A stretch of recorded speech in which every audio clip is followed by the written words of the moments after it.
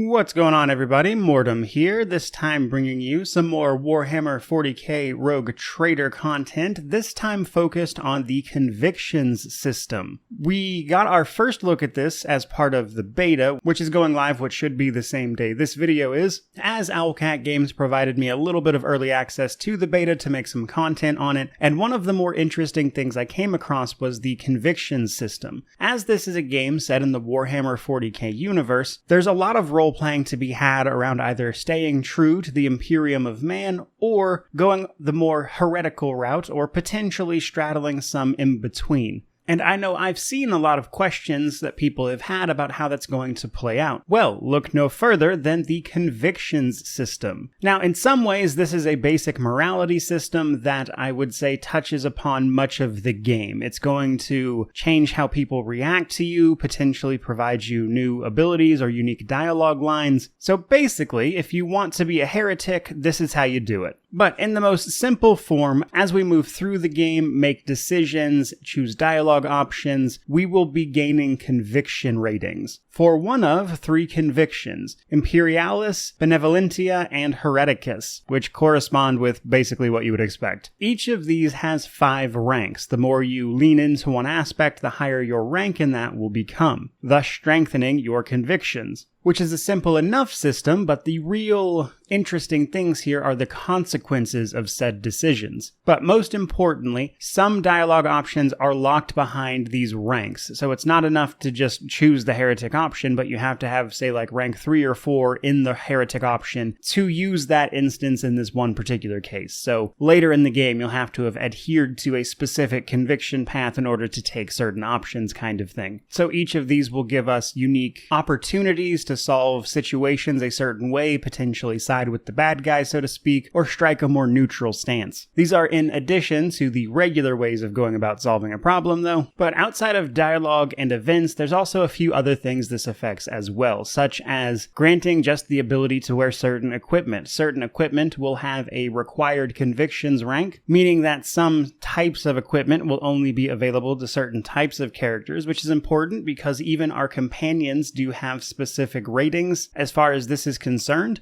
So even outside of just our own character, some of our companions might not be able to use certain equipment based on their own convictions. Most importantly, I would say on the role-playing side of things, is that Rogue Trader is a CRPG, which means a lot of the interesting things about the game and its story come down to the decisions you make and the consequences they give you. We saw this in Owlcat's other work with Pathfinder, most recently with Wrath of the Righteous, where certain mythic paths would cause certain companions to leave you. Needless to say, in a universe where the only thing holding much of our companions together is our own authority as a rogue trader and the fact that we're on a rogue trader ship, which are granted just broad authority to do as they please, means that a good amount of that role-playing is exactly the situations between these companions that you would expect. How are certain ones getting along with certain other ones that they absolutely should not be getting along with? That type of thing. How is the unsanctioned psyker not infesting the place with demons? And what are you doing about those potential situations? And convictions are kind of at the heart of that.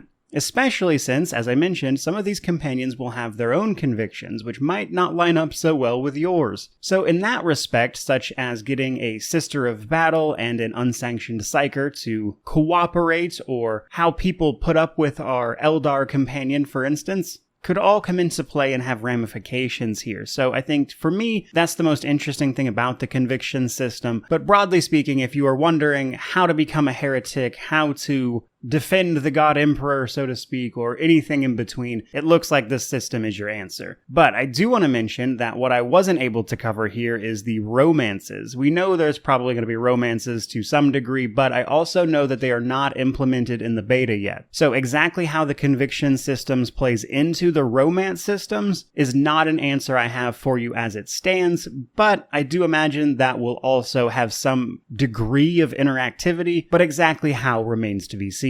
That is pretty much all I've got for you guys today. I certainly hope you enjoyed this video. I hope you found it informative and interesting. Let me know what you think of this system down below. And if you're planning on taking the Hereticus options, do go ahead and report to your closest Inquisition office. But either way, thank you so much for watching. I really do appreciate it. May you wander in wisdom and have an amazing day.